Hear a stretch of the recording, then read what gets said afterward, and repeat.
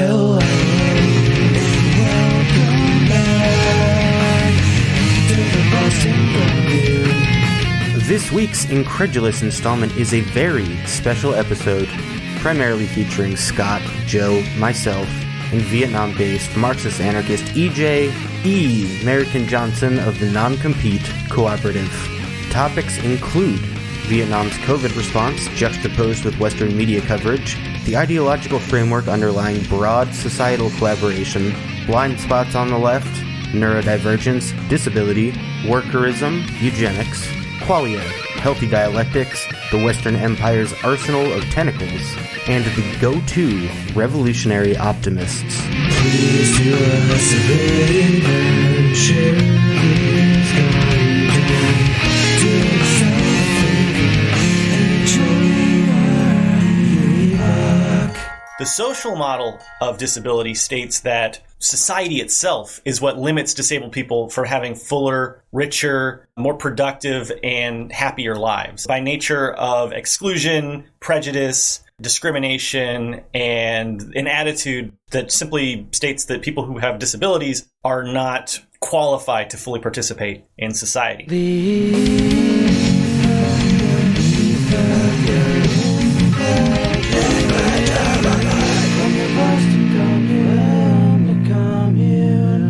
Enlighten us. Oh, by the way, hey everybody, it's a special epoch. We have from NonCompete, Mr. EJ, Emerican Johnson, telling us what he's taught. Right now we're talking about anarchism. Continue. Coming in hot. I'm eyeing my fucking plate of food and I want it, so just go. It's cool. It's cool. You can eat. The difference between Marxist anarchism and anarchism. This is almost kind of a cliche thing to say, I guess, but I think the labels can get in the way in terms of building movements and understanding each other. And given that I agree. I consider myself an anarchist, but also a Marxist. And when I say Marxist, I mean that I study dialectical materialism. I try to apply dialectical materialism to my theory and practice. And that means that I try to avoid metaphysics, or what Marx would have called metaphysics. So like when you start trying to break things down into like all these categories, that feels really metaphysical to me. I personally consider there to be a dialectic between anarchism and communism. And I think that they require each other, if that makes sense. I would also agree with that too. Yeah. Fully. Sorry, my mouth is full of chicken. That's awesome. I'm jealous. I agree. I think the two disciplines kind of keep each other in check.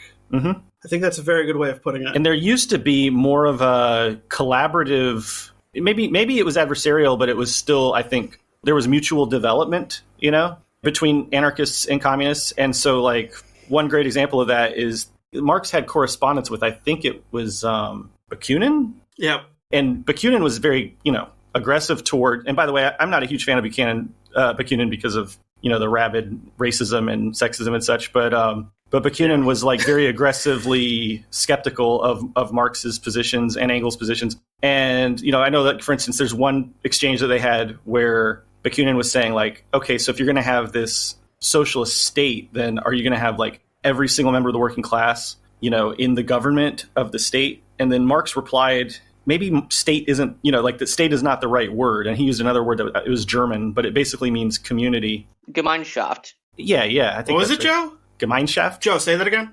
Gemeinschaft. Okay, thank you. Okay, Joe knows what's up. Yeah, I don't tell my college German professor I've forgotten everything I ever learned in German. But anyway, I studied it for like 3 years and I don't remember a damn thing. But anyway, that's how I feel about Latin in high school. It's gone. You use it or lose it, as they say. But Marx's whole point was like, Marx was very hesitant, and I respect this about Marx and Engels. They were very hesitant to speculate too much about future post-revolutionary societies. And I'm somebody who has fun doing that, and I think that it can be inspirational, and I think it's important to have kind of a vision of what society could look like. But at the same time, I think anarchists tend to get bogged down in discussing post-revolution, which, as Marx and Engels pointed out, we can only really speculate what a stateless, classless society is going to look like. We don't know what we don't know about the future, that's that far ahead of us. So yeah, I definitely belong to that school of thought that agrees with Marx and Engels. And that the way I put it is that there's no point in putting the horse in front of the cart if you have no idea or no ability to control what is going to be in front of the cart. That makes sense. Yeah, and I would even say that we're like, okay, so we have these arguments sometimes, often on the left, actually. Like, okay, will such and such exist under communism, right? That's such a common, like, online discussion. And I've seen people get, like, really viciously angry with each other over these kind of speculative things. There is no society that has truly achieved that state of development. So we're arguing about something that hasn't actually happened. Yeah. It's almost like not even just putting the cart before the horse, but it's like putting the cart before the horse. We're bickering about what color the sky is. Yeah. Joe. Exactly. Let the man speak. I mean, I think we're vibing here. I mean, it's like, think about in the 19th century, they would have been arguing about putting the cart before the horse, not knowing that the automobile was going to be invented. You know what I mean? So, like, that's kind of where I think we are, where we don't even really, there's no way for us to really know what is going to be possible. Ooh. That was good. That's a good joke. Is that a real drum set? That sounds like a real kit. No, that was a sound drop. I have sound drops. Do you and Luna have a soundboard yet, dude? We have one, but it's like I used it for a few months and then I broke the software and I haven't rebuilt it yet. So it's a work in progress. I can understand that. So that's the way to go. You broke the software. Yeah. I don't know what happened. There was like I was using this thing called Deckboard or something, and it's like an Android app, and it stopped talking to my computer, and I just haven't had time to work out the bugs. So that's cool. One day maybe the Android software realized that your project is to help bring about the eradication of capital, and it was just like, nope, we're not having that.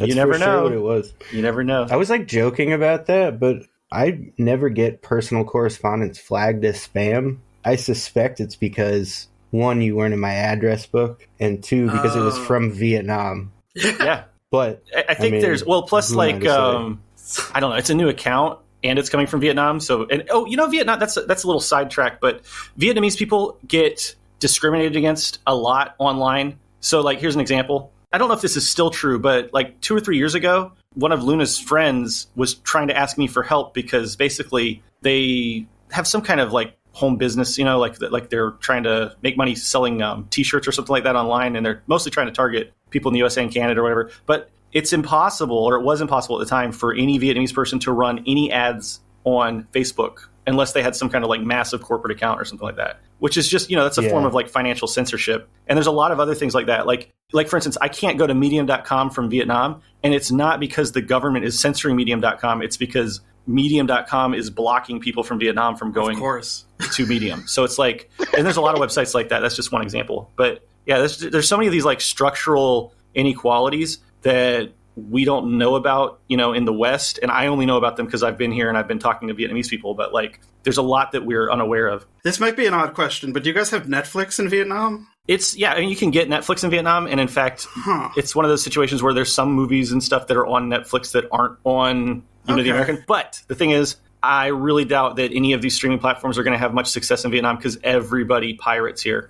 I mean, it's like ubiquitous. Yeah, it's based. Hell yeah. If you ever want to watch a movie for free, I'm not saying you should do this because it's illegal, but you could Google the name of the movie and then Vietsub, Vietsub, and then watch it for free with Vietnamese subtitles. But you shouldn't do that because it's illegal and breaking the law is bad. Yeah. Right. I haven't done it several times before, I don't do it all the time.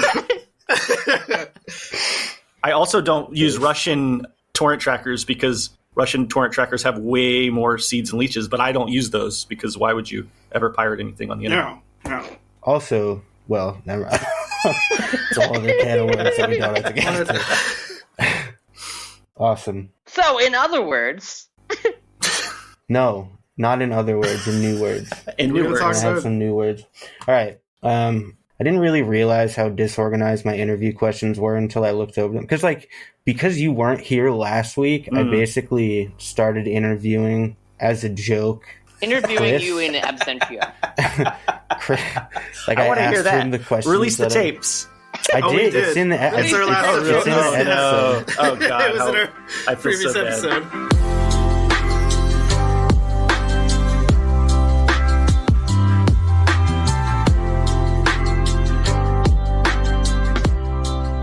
Joe did have earlier headline about how basically most American children have had COVID. 3 out of 4. Yeah. Jesus. Yeah. Yeah.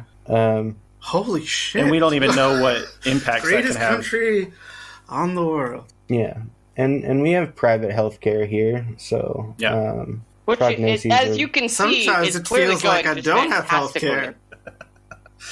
I worry about. Well, see, I'm visiting the USA next month actually for the first time in over 3 years, and I'm actually kind of terrified. Welcome to Thunderdome. Yeah, Preemptively yeah, welcoming seriously. you to Thunderdome. I was watching your Hidden Disabilities rewatching because I watched it last Tuesday, and I've watched it 2 Tuesdays in a row. Prep for this, and the first Giving like them those views. half of the video, I was like, Accents. Jesus Christ! So why are you describing my life experiences? Because I relate to a T to most of that, to like an almost alarming degree. It's like, yeah, I have to deal with like I didn't have a thyroid problem, but I suffered multiple bulging discs in my lower spine because of work. But it took me 5 months to get it diagnosed and dealt with because of all the rigmarole. Like, yeah. I'd be at my job and on the phone trying to get this dealt with Yep. for like I've been multiple hours. Yeah. And just being like transferred to phone numbers that just go straight to voicemail. Soul crushing. Yeah, it's awful. I'd call back for like the 7th time that hour and be like, "It's me again. So can you connect me to any phone number that another human being will pick up on?" "No, sorry." So It's there's no dehumanizing. one I can talk to. No. And I'd just be like, well, great. That's very helpful. Or It's awful. you know there's something wrong with you, but because of the way our healthcare system works, if you don't have like a formal diagnosis, it doesn't really mean anything. Like there's really nothing you can do about it. Yeah, that's definitely true. Yeah. Which is And what if I you get was a diagnosis, making. then that can cause you problems in other ways too, because Oh yeah, then you get That shit's, discriminated like, against in your at work. permanent record, basically. Yeah. Yeah, I'm going through that with work right now because I just got back from medical leave from said spine thing, and it's already getting interesting. Like I'm being passive aggressively asked already. Like this is like 3 or 4 times now in the 2 weeks I've been back. Like, can you work all these extra shifts? And I'm like, but I just got back from medical leave. Like I'm supposed to be easing my way back in. Not Just like, got back can you from work medical these? leave. You should be Can you work in these tip-top 5 extra shape, shifts? sir. That's what the boss says. Yeah, you should be fine. You're fine. Yeah. You just had a baby. You had 2 weeks off. You're good. Go back to work. Let's pick things up, put them down. Fucking Yeah, Beyond- I lived anyways. yeah. Oh, wait a minute. That's what I'm not supposed to be doing.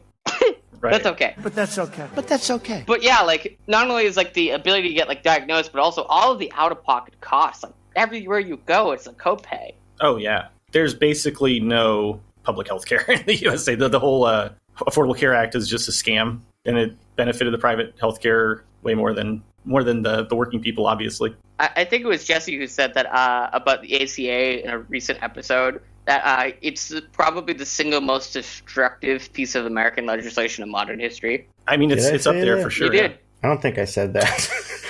It's Play the tapes! it's significant to me because it was the last step toward fully privatizing our fucking healthcare. I think it was the episode before we did on the yeah, Medicare Advantage. yeah. All right, so I did have an actual question. Yeah. You know? I wanted to ask you, EJ. So maybe you talked about this in streams with Luna. I can't exactly remember, but you know how Western headlines are about like the authoritarian COVID crackdown. Oh my god, yeah. You can't do the freedoms. Right. What was your experience with the Vietnamese response to COVID-19 actually like? I just want to sort of paint a picture to contrast with what it was like in America. The Vietnamese response to COVID was one of those remarkable things I've ever lived through in my entire life. I had a lot more skepticism, to be honest, of the future of Vietnam before COVID, and the COVID response actually showed me a lot of the benefits of the system that they have here that I was unaware of before. And when I say system, I don't just mean the state or the government, you know, and I give credit to the people in the government who responded well, you know, for sure. And I give credit to the system of government they have here that it's like objectively way better than anything that I've seen in the West in terms of being able to respond to these kinds of crises and in many, many other ways as well. But also the people of Vietnam are just much more developed as collectivists and as socialists than I really realized, you know, because in your day-to-day interactions with Vietnamese people, it's easy to see that they're really friendly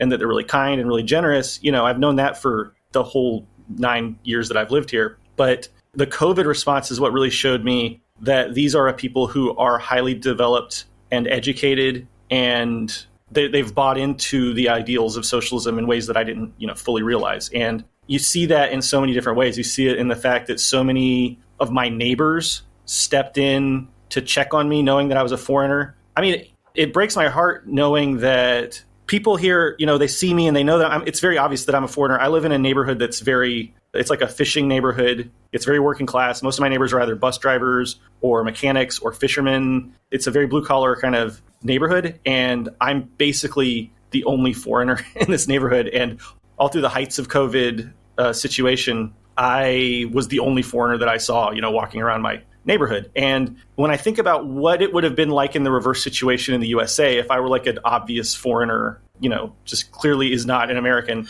that would lead people to treat me worse in most of the neighborhoods I've lived in. They probably would blame you. Yeah. Yeah. If I was like Asian, of course. Yeah. Because you've seen the Asian hate in the USA, and you've seen the way that the violence directed against Asian people, and the way that they confuse Japanese and Korean and Vietnamese people with Chinese people. It's like even Joe Biden had really racist, xenophobic rhetoric in his campaign and to this day against Chinese people. Honestly, he's just kind of racist towards everybody.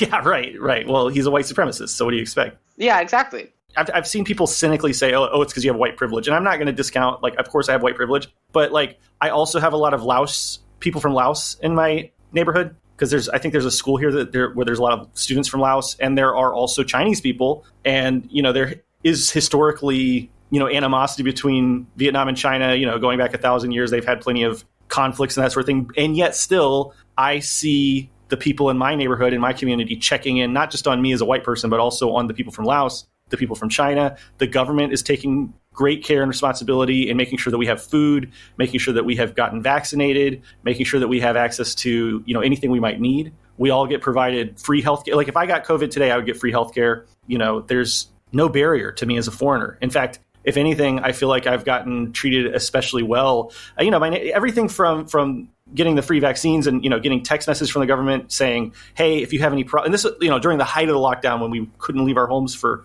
a few weeks, I got text messages in English saying, if you have any problems, here's a person you can call and talk to them in English and get help, And then my neighbors have just given us fruit, given us bread, checking in on us, making sure we're okay, telling us about resources that exist. The way Vietnam's society is very organized. That's something I didn't realize before this either. On a grassroots level, because for instance, every neighborhood in Vietnam has there's a chat app called Zalo here. And Zalo is kind of I guess, WhatsApp, but every neighborhood has a little Zalo group. And so people would be messaging Luna, my wife, and saying, in Vietnamese, hey, I know your husband's a foreigner. Does he need any help? Is he okay? Can we bring him anything? I know it must be tough for him being here away from his family. Because, family is really important here, too. And I've gotten a lot of sympathy and empathy from people who are like, oh, I'm so sorry that you haven't been able to be with your family, checking on me on that level. But then also, it's also very organized in an official capacity in the sense that every neighborhood has, I believe it's called a ward, and there's a team within that ward. And that team is super, super helpful in my neighborhood, especially anytime we had a problem, we just called the ward. I don't know what you call him, the ward guy. We call him up. He's this old guy. He's very friendly. And we'd be like, hey, can we get some milk? Could we get some vegetables, whatever, anything that we're missing? And he would try to work it out and help us out. And it's super organized. And then when you're walking around and you see they have student volunteers, they're called the Ho Chi Minh Communist Youth Union. They have been facilitating things like social distancing and managing the entry into the traditional markets. There are the Women's Union, which has been doing a lot of work to provide for the people who are in poverty and for women who maybe single mothers and for the children, orphans from COVID. There's so many of these different organizations within Vietnam, and they're all organized within something called the Fatherland Front. That's actually not a great translation, actually, because in Vietnamese, it's more like the National Front. Fun fact about orphans, COVID has created 150,000 orphans in the United States during COVID as a result of the pandemic. So yeah, it's hard. And what kind of support do they get? In Vietnam, those kids that are orphaned are fully supported, and they're given all kinds of advantages and that sort of thing, and they're going to get scholarships, a lot of them. And it's I don't see that kind of organization in the USA at all. We are so alienated and we don't have those. And in fact, I think that most people in the USA would be super skeptical of that kind of organizing. And that's why when people write these articles about how, it's authoritarianism that was able to, make Vietnam so successful, people in the USA just buy into that because we're so automatically skeptical of any kind of organized response to anything. But in Vietnam, it's just a matter of course. I didn't get the opportunity to say this when we were recording, but what I immediately thought of was the polling on vaccine skepticism that showed a huge chunk of Americans simply didn't believe that the vaccine would be free of cost. And really, what else are Americans expected to think when the Department of Health and Human Services is surreptitiously contracting our supposedly public health care out to private equity and quietly handing billions of dollars worth in R&D grants over to private pharmaceutical manufacturers? Well, I think it's like a combination of that and being like so thoroughly propagandized over the decades. And also the fact that our government has been so dysfunctional that like I feel like most Americans can't even conceive of a coherently organized response to anything would look like. 100%. And there's been... Look at the pandemic. We have utterly failed on every single level of government. And then the government after like 2 years is like, we give up. Yeah. And at the same time, there's been like a culture of like convincing people that the government is not like a useful entity and we should fear it and not let it not intervene in any way in our lives. We literally had a president whose big thing is like the most terrifying words ever. Like, I'm from the government. I'm here to help. Yeah, exactly. Well, but I think one really important distinction between Vietnam and the USA is that like when like in the USA, and I had this in my mind, there's the government and then there's the people. But in Vietnam, there are more layers than that, or I don't know exactly how to explain it. There's more layers. There's more integration. There's it's not the actual just the sense of community that Marx was talking about. Deep-rooted, like, social bonds. Yeah. Where it's like, you don't really know who your neighbors are here. Yeah. The people in Vietnam are, like, organized in so many different ways. We have the completely informal grassroots organization like that Zalo group, which was very useful to us. And then we have the ward, which is like an official government entity, and that was very useful. And they work together, right? So, like, there are connections between that Zalo group and the ward. And then there are the unions, the workers' unions, the women's union, the youth union. There are all those organizations. And then there are, then there are private groups that and volunteers and those sorts of things. And they all integrate together. So, like, for instance, when the government had to distribute food in Ho Chi Minh City, you had the military handing out food. You had private individuals who were just like jumping on their motorbikes and helping out. And the government, and then you had like, government people handing things out, and you had union members handing things out. But the government was kind of coordinating all these groups, but it wasn't directly like controlling those groups. And that's the other thing too. In Vietnam, and speaking as an anarchist, something that a lot of us miss is that there's a lot of autonomy on the ground level. And the people, it's not, the central government actually doesn't direct things. That's why the response in Ho Chi Minh City versus Da Nang versus Hanoi versus like other cities was very different. And that's because there's a lot more autonomy on the ground level. And like, so our ward had its own little system for dealing with it, and it was very successful. Other wards were not so successful, to be frank. And there are a few stories of like, wards that mess things up, but that's, again, it's a dialectic. It's a give and take. If you're going to have more individual autonomy at the ground level, then some of the individual wards are going to be inconsistent, and you're going to have, some responses that aren't as great. Versus if you have like a only centrally managed thing, it's going to be very bureaucratic, and that'll have problems as well. And I think that they actually manage to balance it pretty well here, at least from what I've seen in my personal experiences. And it's something, okay, here's another example. They also are very good at not wasting resources on state activities that aren't necessary during a crisis. So let me give you an example.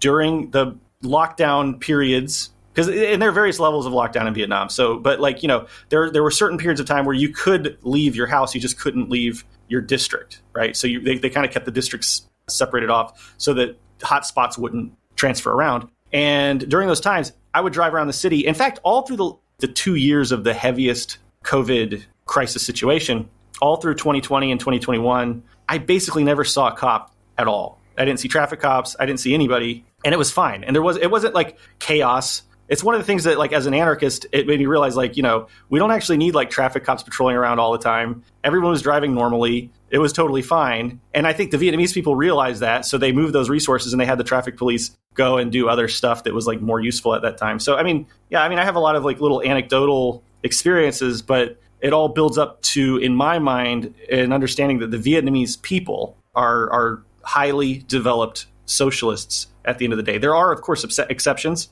On the ground level, there were people, mostly in the South, who were kind of like, it's a very small number of people. Don't get me wrong. It's not anything like the USA, but there were a few like anti-vaxxers and anti-maskers and people who were, trying to make hay about that kind of thing. But it was a very small minority, and it didn't really cause too many problems.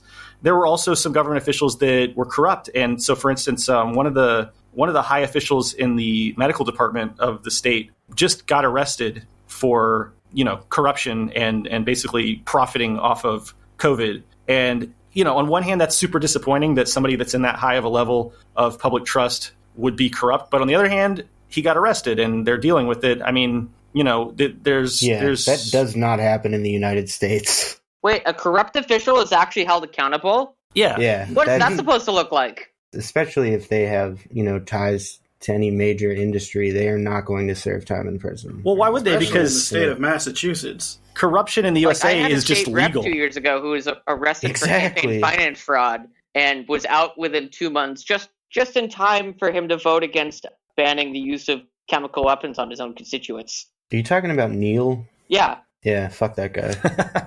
I mean, those are amateurs, though, because like the real way to be corrupt in the USA is to just get involved with lobbying and the revolving door between regulating agencies and corporations and insider trading like Nancy Pelosi does, because all that stuff is totally legal. Like if you're a politician in the USA, there are so many legal avenues towards corruption where you can make like millions of dollars and totally get away with it. That's the way to do it. I don't understand why people ever do like outright corruption in the USA. I have a lot of friends who are not from the U.S. and they're like asking me about like how I mentioned lobbying. And they're like, how is that? Isn't that like How is that legal? Isn't that extortion and bribery? It's like, oh no, that's perfectly fine here. It's like Engels said, these people change the names of things and they expect it's like that's exactly what it is. It's not corruption, it's lobbying. Right. And in Vietnam, there is a hierarchy, but it's not like a hierarchy insofar as, a big power disparity. It's more that, like you said, people from rural communities can get enough representation on a federal level versus like, in the United States, it's basically just everything is about money. Yeah. I bungled my words here. I was trying to say that there is no campaign financing in Vietnam, meaning political donations, advertising, fundraising, lobbying, PACs, etc. are illegal and result in the candidate being pulled from the ballot. And I learned this directly from Luna, who posted an extensive rundown of the election processes in Vietnam. And look, like Vietnam is not perfect at all, and they know it's not. And there are plenty of contradictions, and they recognize those contradictions.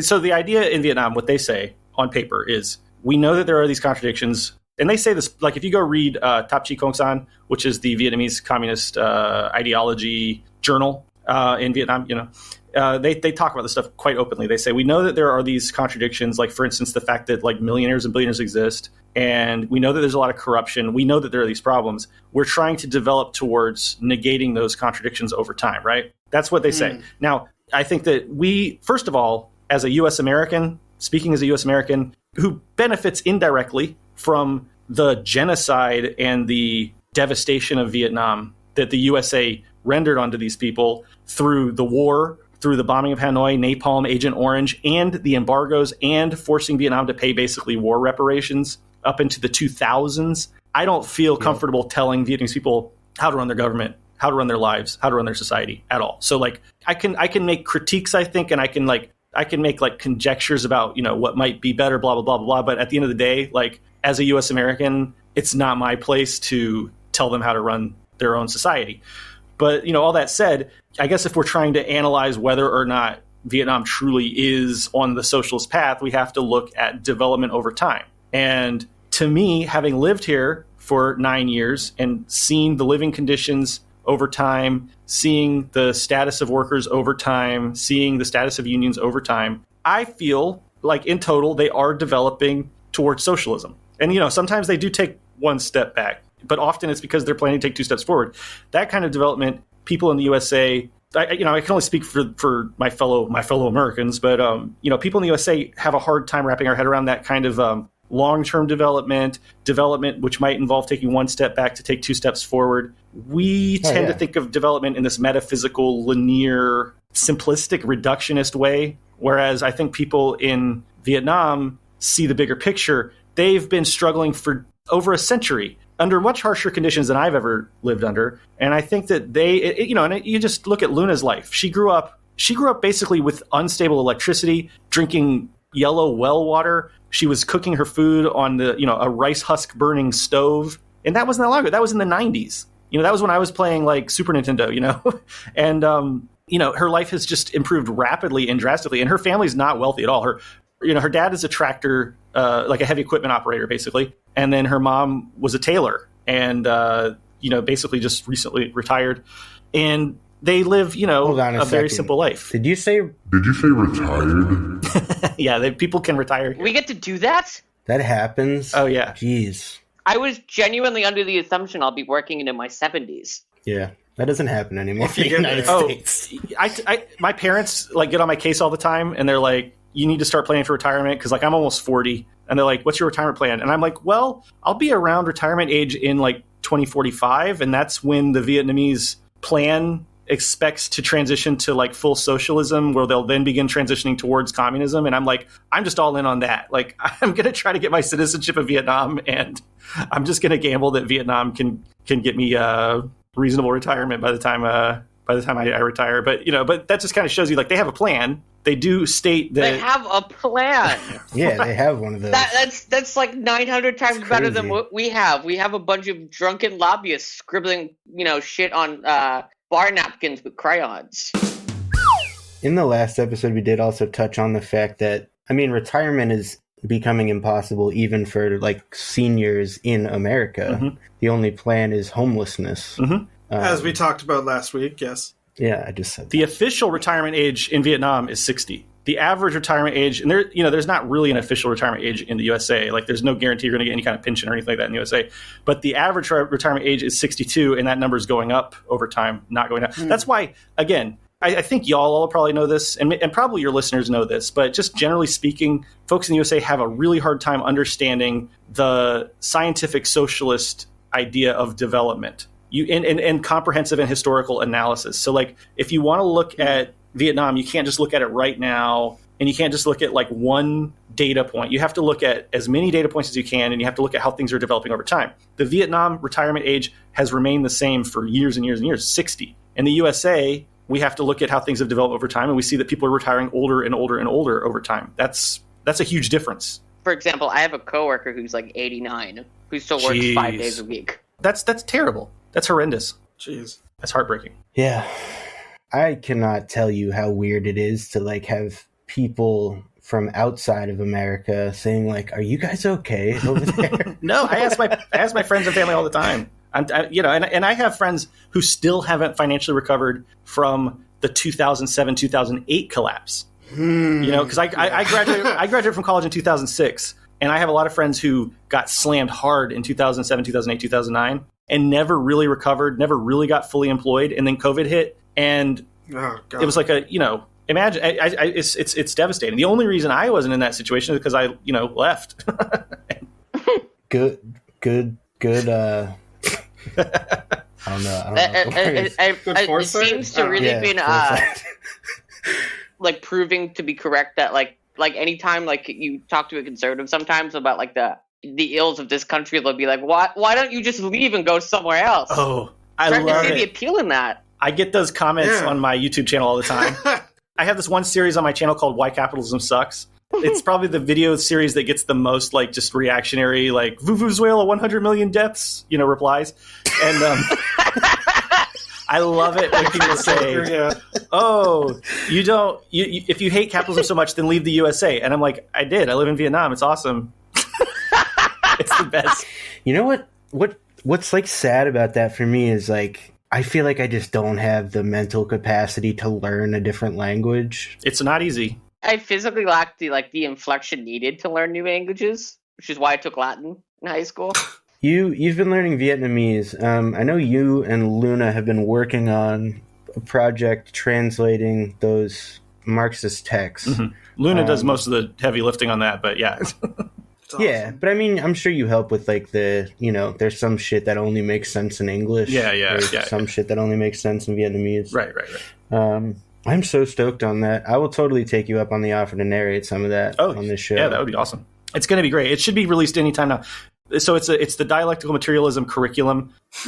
So basically, every Vietnamese student has to study dialectical materialism and scientific socialism and Ho Chi Minh thought from kindergarten through every semester of college. So That would be awesome. Oh yeah, it is awesome. It's part of why they are so developed. That's real political education. Yeah, exactly. And a lot of they educate people. The thing about it is, a lot of Western leftists hear that and they're like, "Oh, so they're being indoctrinated." And it's like, again, no investigation, no right to speak. These are people. Anybody who said that hasn't looked at what they're actually being taught, because there's nothing in this curriculum that's like, "Oh, the Vietnamese state is glorious," and the Vietnamese, it's nothing like that. It's like, and we're not taught this legend of these founding fathers in this country. Or my favorite, I was in a sociology class right before COVID, and we were going over this article written by some hack, like Cuban exile, that was in the New York Times. And it was like whining about all these things about Cuba, like as if they were bad things. Like, the state taught the peasants how to read. They gave everybody health care. They educated people. They have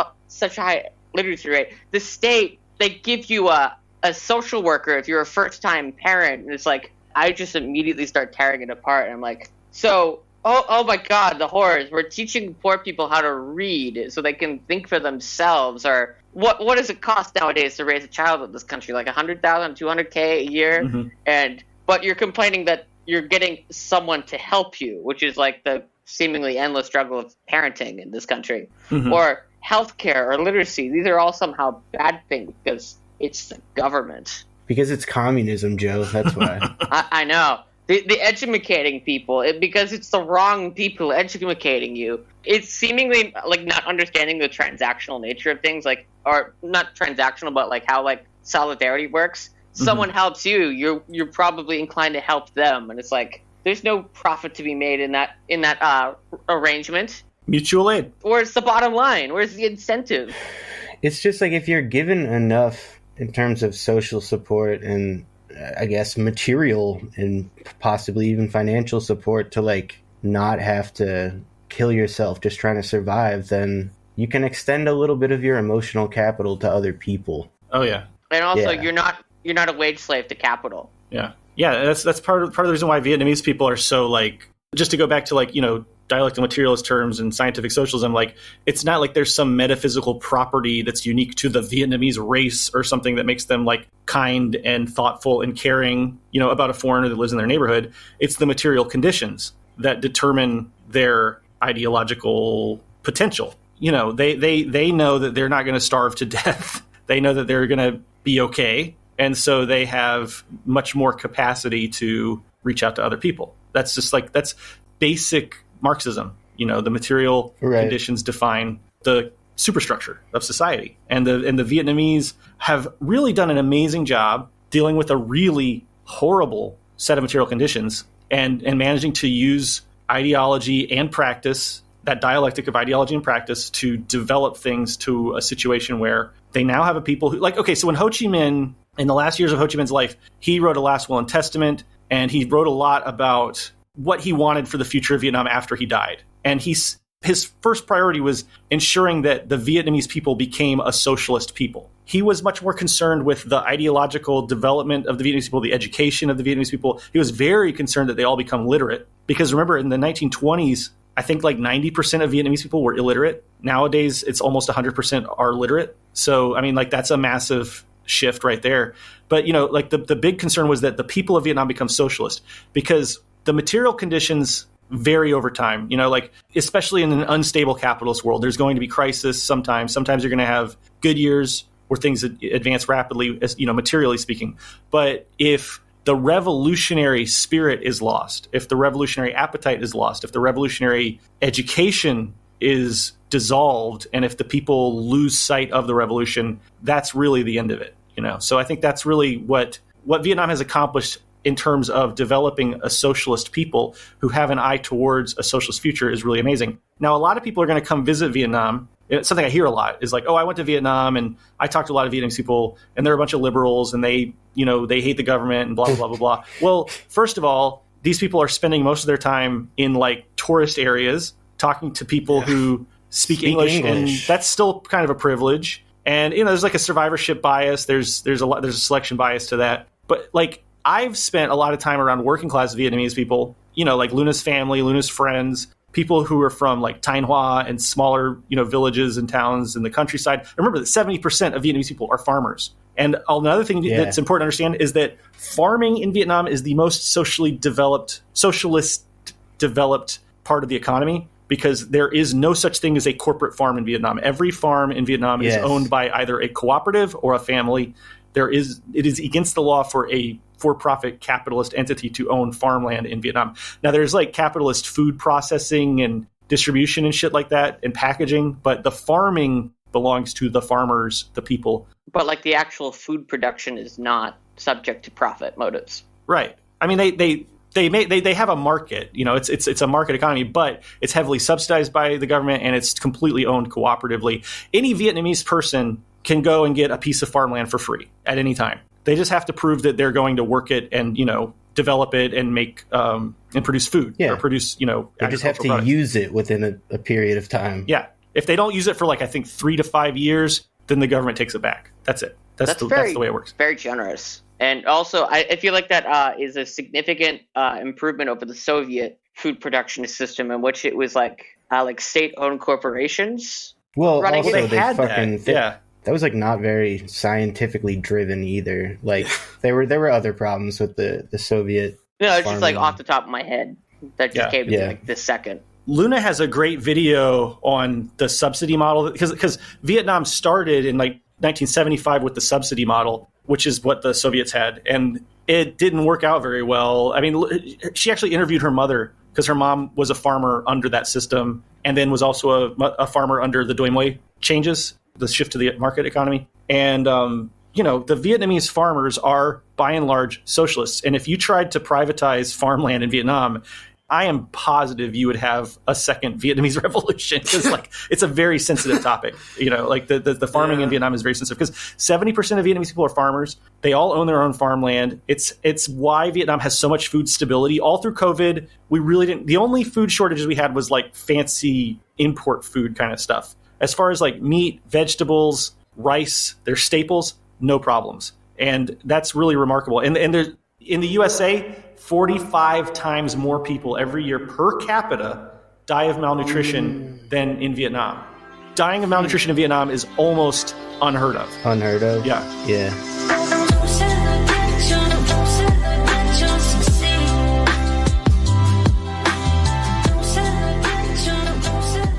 Here I was going to say on the East Coast, but that's not even relevant to you, is it?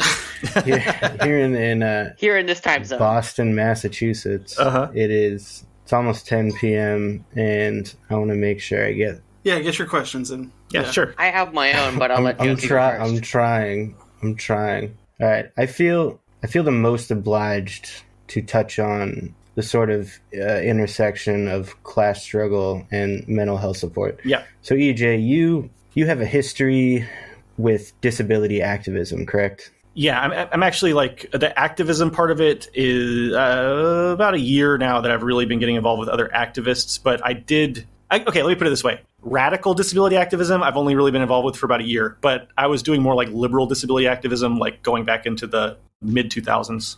Right. So I think you identified there's sort of a blind spot on the left. Yes. When it comes to addressing mental illness and neurodivergence using a collectivist model. Yeah. I mean, that's basically the goal of our working group, is to create an environment where, as leftists or Marxists or whatever we are, and anti-capitalists, a place where we can address the. I was almost just about to quote our. What's our fucking purpose? God damn it. It's a bit of a handful. I'm going to cut all this out in post. What is my it? brain What's the word? is so mush. The word Scott is looking for is deleterious. Deleterious. Yeah. This is my the fucking working deleterious group. I don't know what it is. Of mental health that capitalism has. Something like capitalism on mental health. As you can see, we are a neurodivergent bunch, as demonstrated by this exchange. Neurodivergent solidarity. The Mental Health Working Group aims to investigate, discuss, and confront the deleterious effects of capitalism on mental health.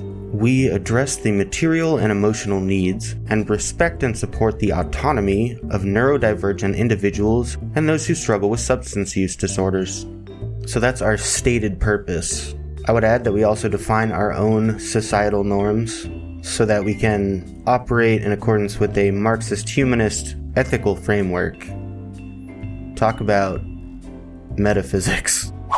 Indeed. Anyway, really what I'm trying to ask is, what discrepancies did you see? What was the disconnect that you experienced? And what do you think would help us remedy to be able to bring this class solidarity with this, neurodivergent solidarity in America? I guess if I'm talking about, we could be talking about this from the perspective of disabled people in mainstream bourgeois civil society, or we could talk about disabled people within our movement, our anti-capitalist movement. So I guess those would be two completely different or relatively different answers. Was there one you wanted me to focus on, or? I mean, both, honestly, because I would like to bring more people into the movement. Yeah. I'm just not as good. Joe is better at roping in normies than I am. So, well, when it comes to bourgeois civil society, I think that the key thing to understand is that hidden disabilities are way more common than most people realize. And I would say that it's probably the norm to have some form of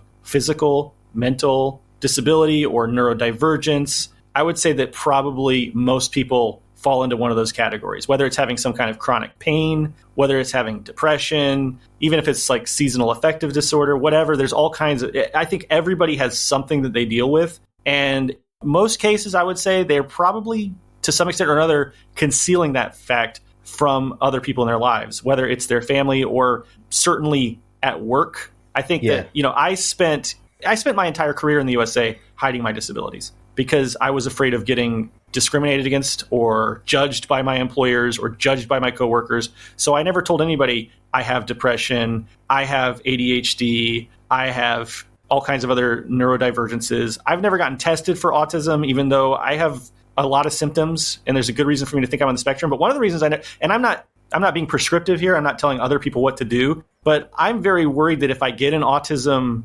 diagnosis, that further down the line, years, maybe months or years or decades from now, whatever, eventually that might be used against me in some kind of eugenics program or something, because we already see how during COVID, they were triaging people with disabilities differently than quote unquote healthy people. That's been a big fear of mine. Yeah.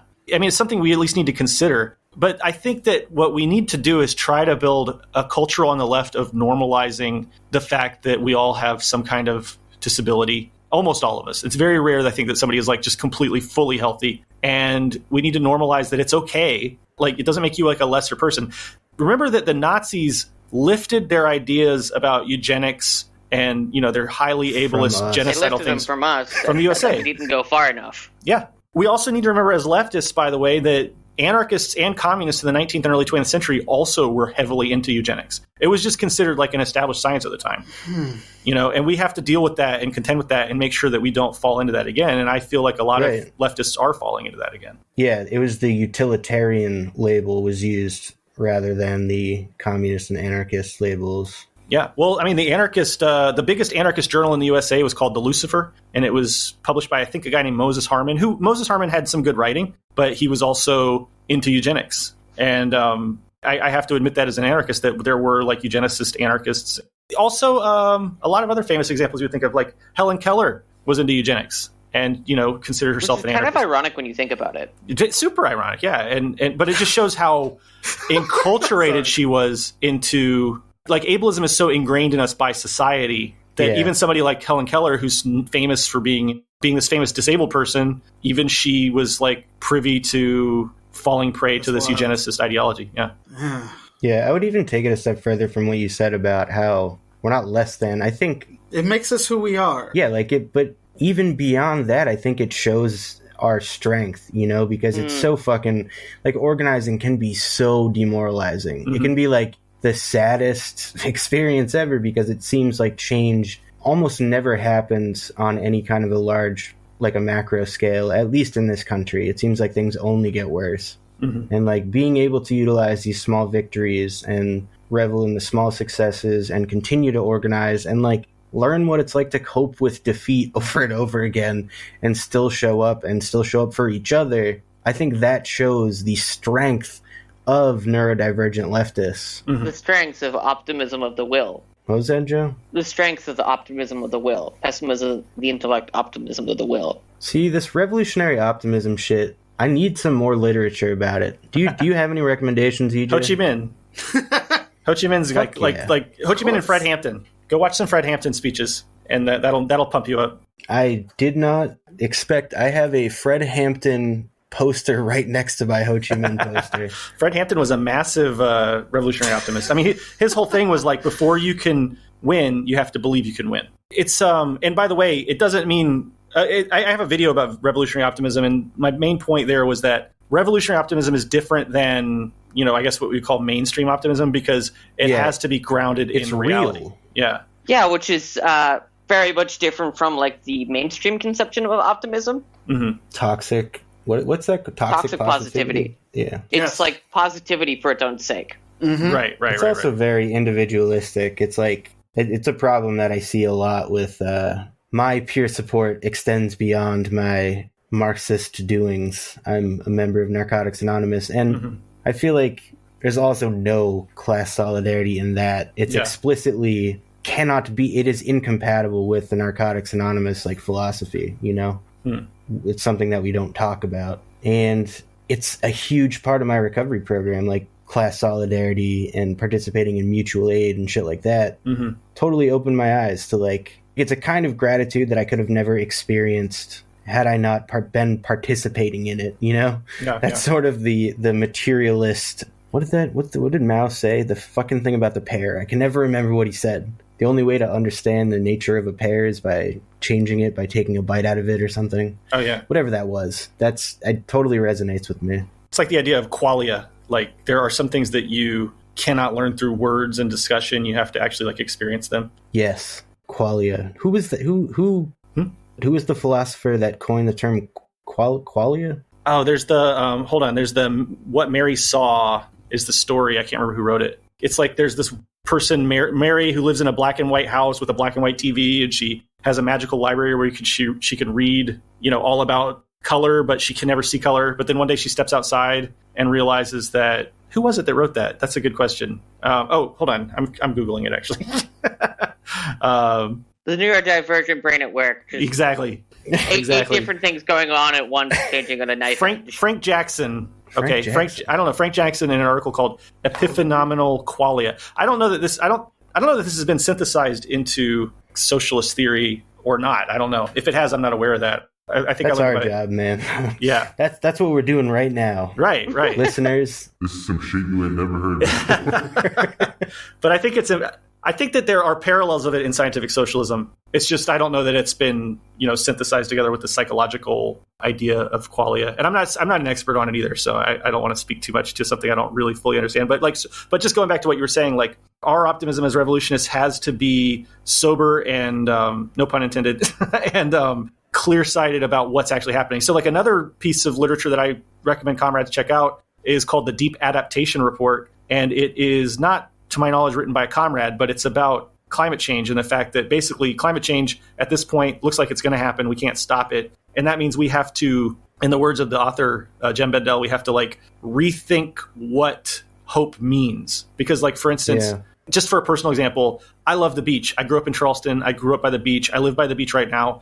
But Luna and I are moving to the mountains because climate change, I think, is going to make a beach a very horrible place to live. I think there's going to be a lot more heavy storms. I think the beach itself is going to get eroded. And so I have to readjust my ideas for the future. Like I always saw myself retiring by the beach, but I don't know that that's going to be possible by the time I reach retirement age. And so going back to disability, as a revolutionary optimist who also believes strongly in disability, one thing we have to be careful of is not getting led down the path of like inspiration porn with disabled people. Like, yeah, it is awesome that that people like us who have fatigue issues like me or neurodivergence or whatever are able to still continue to fight. But also a lot of disabled people can't fight. A lot of disabled people won't be able to participate at all in terms of like working towards the movement. And that's where we have to start to think of radical ideas about how disabled people might fit into our movement and how we interact with the disability liberation movement. Because there's a dialectic, I believe, between different forms of oppression. I think that capitalism is the primary contradiction. And then there are all these other secondary contradictions which have dialectical relationships with capitalism in the sense that they reinforce and are reinforced by capitalism. So that's actually a pretty succinct crystallization of my worldview right there, summed up in like 2 sentences and a tweet line right there. Like, capital is the root of all suffering and everything else is symptomatic. In fact, that's actually something I learned in college.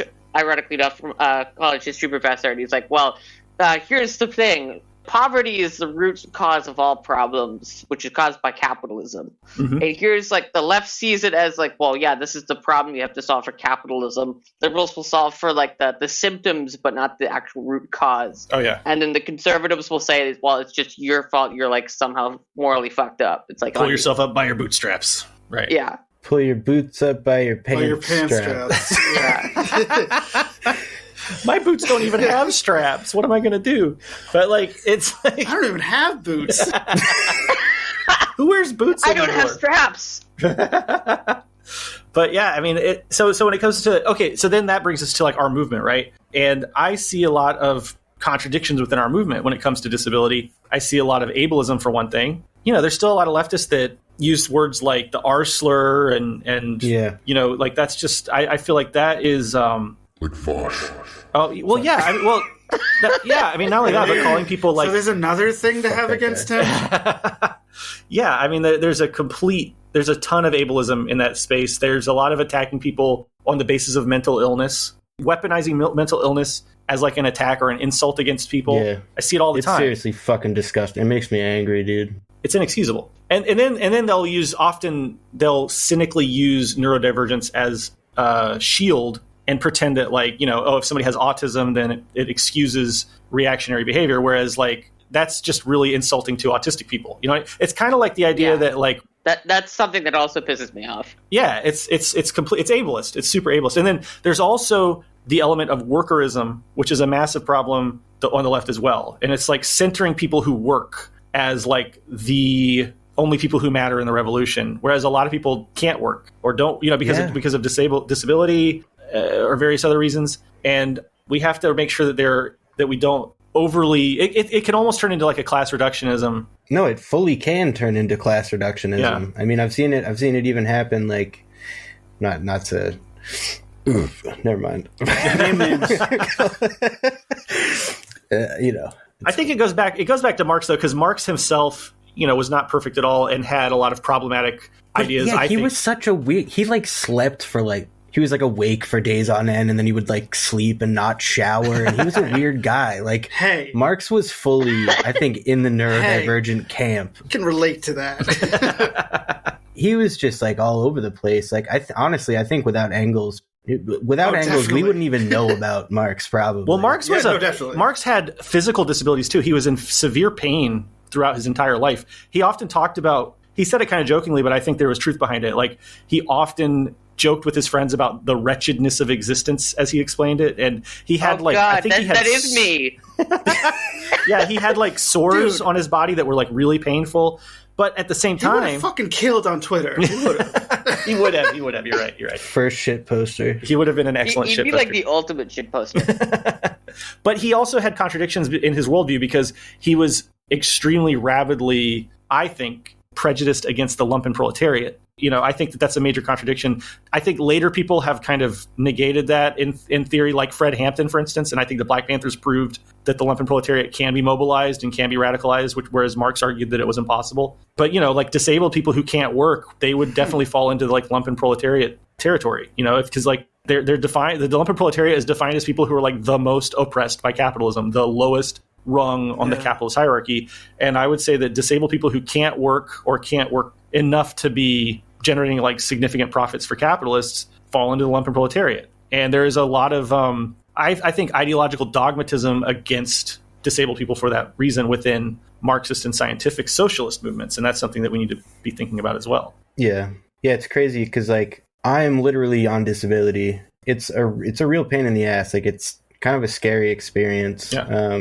Because in America, being on disability means that you basically have to prove that you can't work. Like you there's like a very small window. It's like you have to be disabled enough to qualify for assistance, but not so disabled that you can't manage your assistance on top of a meager work week. On top of all the neurodivergent issues that you're dealing with. Mm-hmm. Yeah, like no matter what I do, I basically can't wake up before noon or fall asleep after 4 a.m. And my whole life I was just told that I would be fucked because I couldn't do a 9 to 5, you know? I think part of maybe what we have to do better in terms of political education is showing people like, you know, their potential as human beings outside of this like profit-driven framework in terms of ideology, because it's like everybody has utility. I think that, well, I guess I would push back just a little bit and say it's not so much your potential as a human being, but your value as a human being. I am really glad EJ challenged me here because the language I used exemplifies the programming that we want to undo. Changing the way that we speak about human relationships also changes the nature of those relationships. At the end of my little cutaway commentary in the previous episode, I touched on the neoliberal dogma, which encourages us to use engagement in economic activity as a gauge for societal value. And apparently, I'm still inclined to frame disability justice in the language of productivity. Even worse, and I don't know if EJ picked up on this, I actually used the word utility after blasting utilitarian eugenics, as a disabled person, no less. What kind of revolutionary project is disinterested in elevating the most vulnerable strata of society? If more advanced relations of production were insufficient to provide for people who can't or don't work, then why would we fight for it? Capitalist realism is an insufficient defense for me here, particularly in the American context. Working on this show gives me a front row seat to my own indoctrination, and we are, in the words of Zizek, already eating out of the trash can of ideology.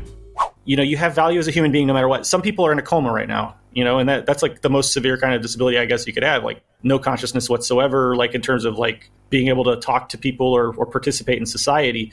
And yet those people, you know, we could get into it about like people who are in a vegetative state and whether or not they deserve a right to the end of life. That's not what I'm talking about. I'm just saying some people can't work. Some people can't produce. And that doesn't mean that they don't have value in our society. And it doesn't mean that they don't have value to our movement. If anything, I think that we have to fight extra hard for the people that can't. Like, so I have a cousin who has Down syndrome, right? And, you know, he's like a super wonderful person, but like, he's just not going to be able to participate in our revolutionary struggle as like an active participant. He just doesn't have the ability to do that. You know, he is mentally disabled to an extent that he doesn't really have the kind of agency to participate the way in which like you and I can, right? And so I think of it like this, like I have to work that much harder and fight that much more ardently for people like my cousin because they can't fight for themselves, you know, and I have to make sure that people don't lose sight of the value of his life because he can't speak for himself. You know what I mean? So absolutely, yeah. That's the way I look at it. No, you're right. Absolutely. So I don't know if this is a good time to transition. I do have a few questions of my own. Yes, ask away. Sure thing. So what is Send us home. Scott wants to go to fucking bed. No, I don't, dude. I'm going to be up till like 2. It's fine. Okay, Scott does not want to go to bed. I don't sleep the Scott anymore report. anyway, so we're good. It is the Scott. It is the Scott. Scott's like our dad. Like that's how I don't know how to do this show. It's weird. It's crazy because it's like I can edit. See, that's the thing. Just that's try another. to keep y'all reined Well, in. it's another Scott, example. How much allowance y'all getting? I get allowance? Hey, yo. Scott gets the Patreon money. So Scott, how much allowance you getting? It's like $23. We're very small fries, okay? Come on. I really appreciate you hopping on here and talking to us for that reason. We are a small project. We are gaining steam. This makes me very happy. But anyways, Joe. Yeah, we've gotten some big names. You have the floor. Alrighty. So, one of my first questions would have to be about what is it like looking at the United States and its foreign policy and whatnot, like as someone who exists outside of the U.S. media sphere of influence, outside of as someone who does not live in the belly of the beast, so to speak. Mm-hmm. Perfect. I mean, I guess I'll tell you in a month when I visit the USA because it almost feels like I don't know what I don't know at this point. I think that because I haven't been in the USA since before COVID, right? And I have this strong feeling that when I go back, it's going to be to essentially a different place than I left. It's worse now. Yeah, it's bizarre. Yeah, it's worse now. Bizarro Yeah. world, dude. And I don't know what I'm going to face when I get there, but it's almost like I do feel a little bit like I'm going to be shocked by what I find there. But but as far as like just looking at it from the outside, it's extremely frustrating. I don't blame anybody, and I know for a fact that if I had never left, I would probably be extremely reactionary at this point, because I was already kind of like, I had a lot of reactionary tendencies when I left the USA. And I have a video on how living abroad and living in like different cultures like South Korea and Vietnam has given me a lot of perspective about the USA, because I did used to believe that the USA was like the best country on earth, and I bought into all the propaganda I was raised in. I grew up in a military family in South Carolina. Ooh. And I just had all this like reactionary ideology indoctrinated into me. And it stayed with me like well into my 20s, even though I had experiences of poverty and not having healthcare and dealing with disability and all that sort of thing. It still wasn't enough to like undo that indoctrination. The most crystal clear examples I can give are like things about Vietnam. So like, for instance, the articles that say how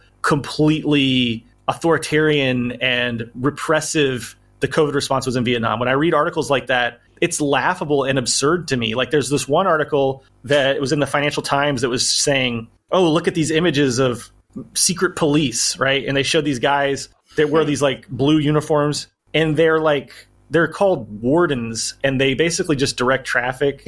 Like they're not cops at all. They're not cops. They can't arrest anybody. They like direct traffic, and they like help with parking at events, and like that's basically it. Valet. They're like valet. Yeah, they're not cops at all, but they put this like the description of what a security guard is. They're like the neighborhood security guard. They can't even arrest people though. Like they don't do anything in terms of like law enforcement or anything. They just, when there's rush hour traffic, they go out and direct. I'm a security guard, and we aren't allowed to detain people. We're not law enforcement. We're just there to watch it. If something happens, we call the actual cops. That's yes, exactly. So like, yes, Joe works at Pfizer, so he protects the vaccine for all of us. He does. Honestly, full disclosure, I'm going to be honest. The cluelessness exhibited by the Pfizer people, like the book smart, quote unquote book smart people, I am genuinely amazed sometimes that they came up with a vaccine at all.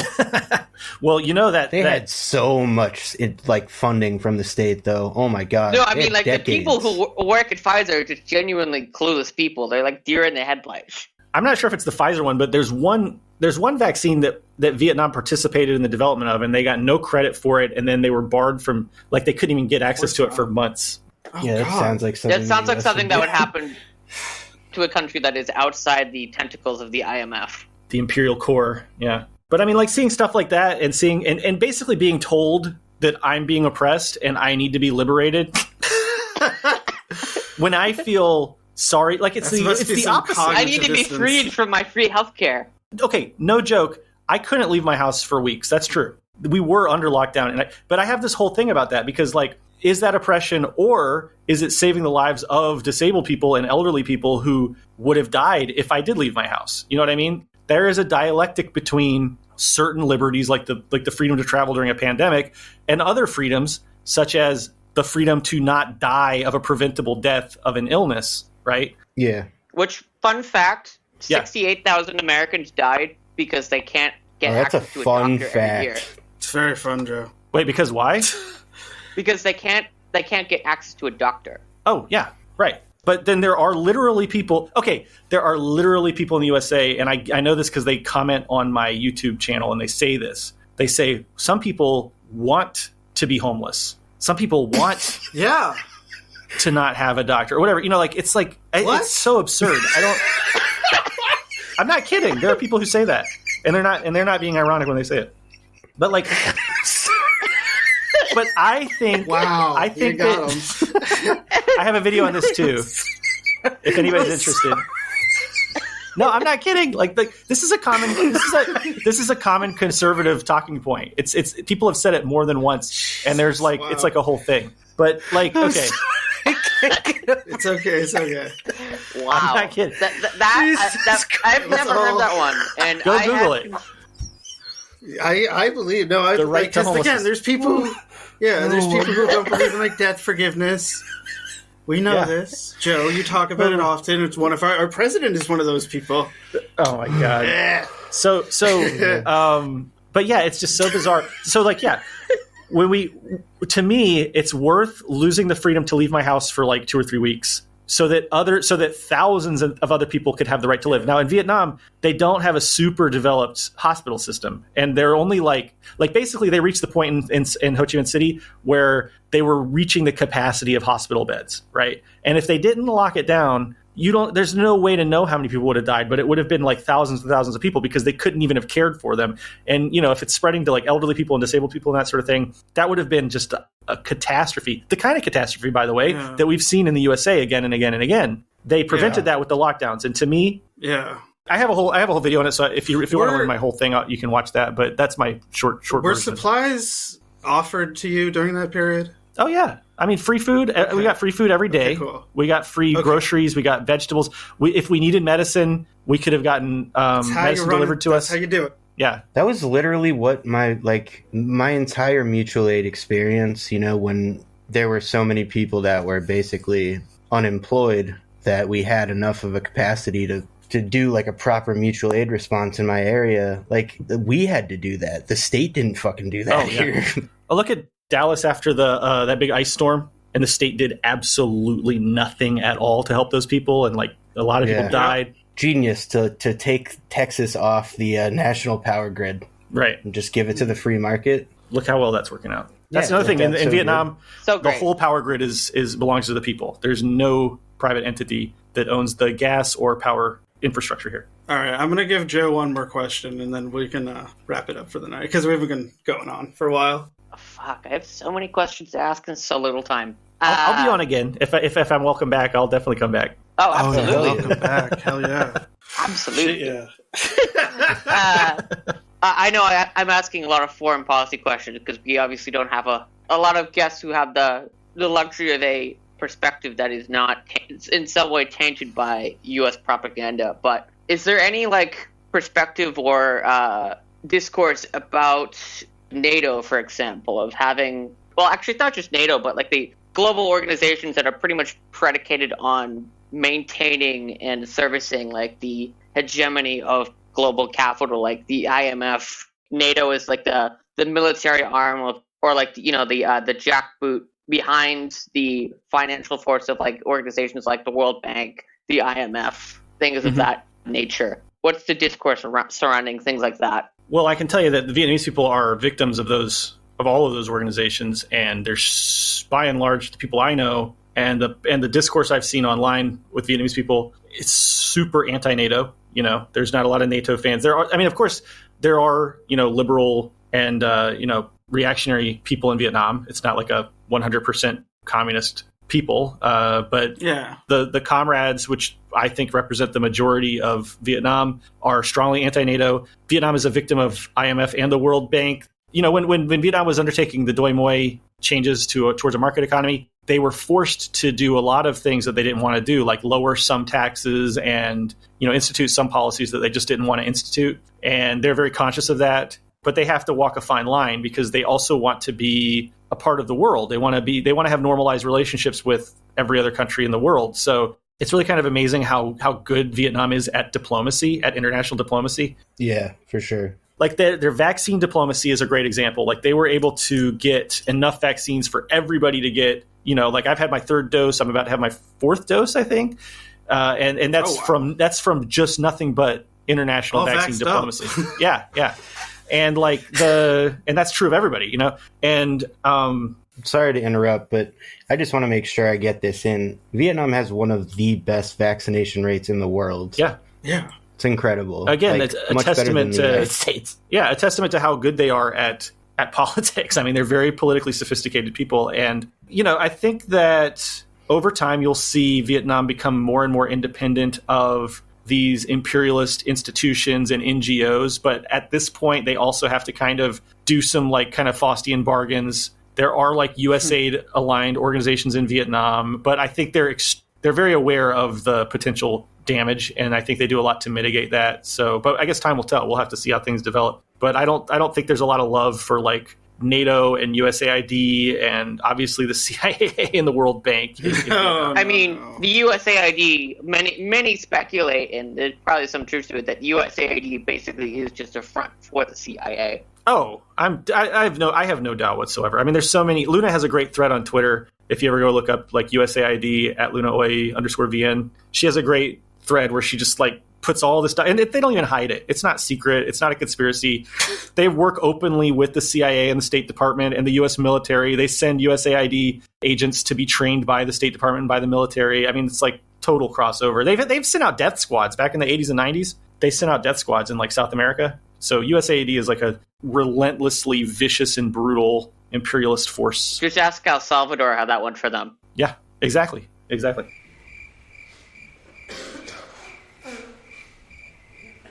But yeah, I feel like it's a very timely question. Very timely question. Get to leave on a positive point there with the death squads. That's a high note.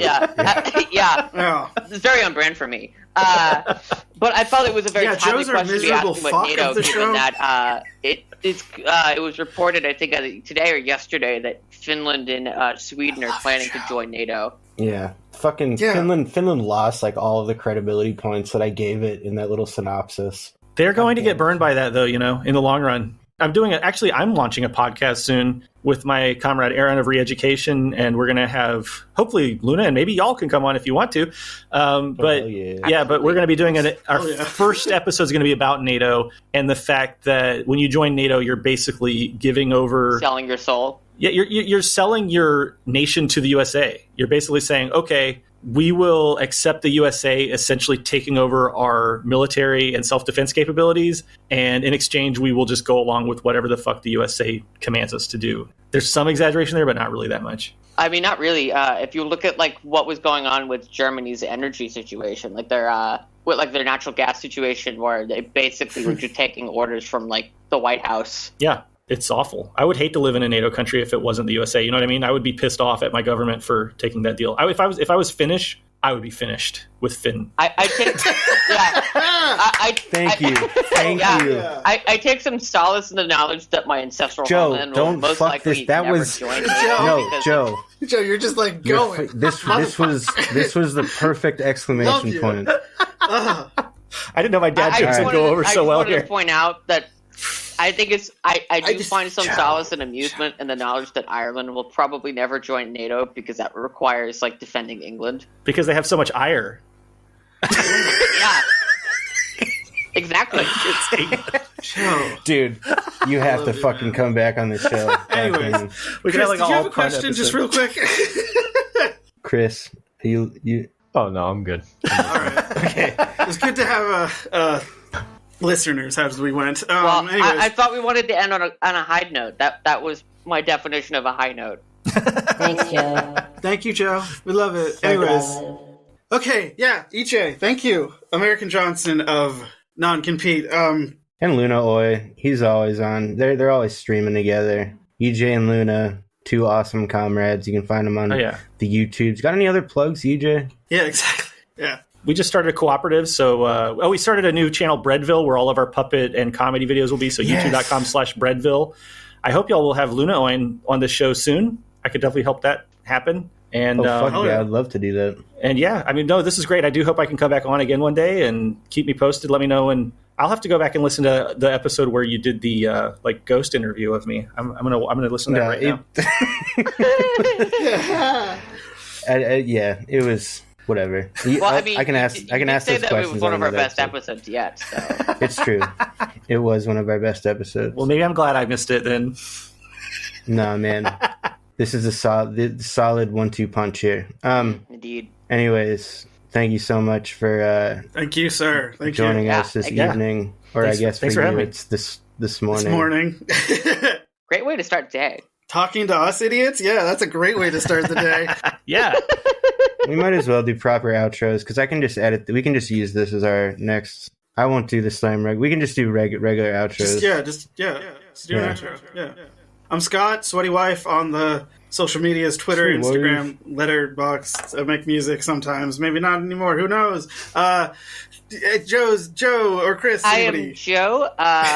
You can find me on Twitter at JLFB96, probably complaining about the state of the Red Sox offense. And you can find me on Instagram at JLFB1996. Chris, go. I'm Chris. I didn't really have anything to say this episode. Oh, and Hava was on earlier. Just find me here. Yeah. Hava didn't say anything either, but that was our Still, in spirit, they were here. that was our resident anarchist. Just breaking the rules left and right. Mm-hmm. As we do. And you're Jesse. I'm Jesse. there you go. You can find my music on soundcloud.com/contingents Boston. We have these things. Membership, comrade-rosie.org. Select that Getting Involved tab. Choose one of our mutual aid groups to donate your time, labor, and or money to, because people really need your help right now. And I don't have a slam recommendation this week because I was not prepared. Fine, just Damn listen to what. Not enough death metal. Yeah, just listen to more death metal. Mm-hmm. Thank you. Good. Love it. Yes. Take us out. Get involved wherever. Mutual aid in a union. Do something. Do a thing. Whatever. Do a thing. Get involved. Try to not do nothing. Try to not always do says. nothing. Do something.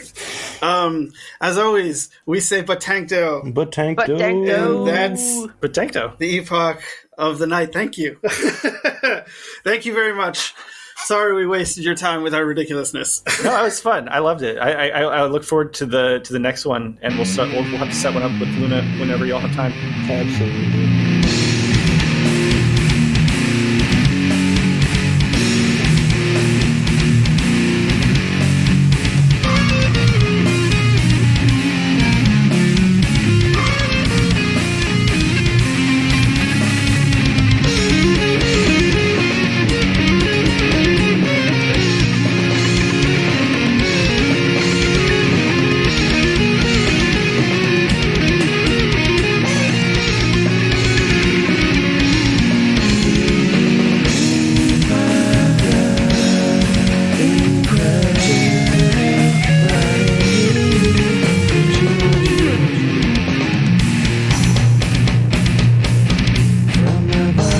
Hell yes. Thank you. Oh, man.